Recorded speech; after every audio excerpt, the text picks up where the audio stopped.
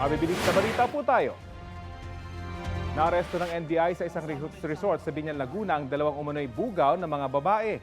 6 sa 7 babaeng nasagip ay mga minor de edad. Nasa pangangalaga na sila ng DSWD.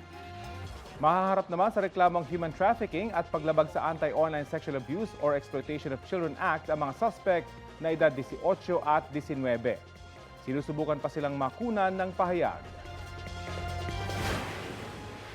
Isang babaeng sanggol ang natagpuan sa loob ng sirang septic tank sa Puerto Princesa, Palawan.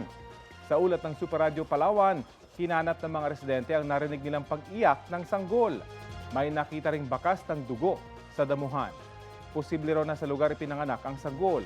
Maayos na ang lagay ng sanggol na dinala sa pagamutan. Nag-iimbestiga na ang mga otoridad para matukoy ang ina ng sanggol.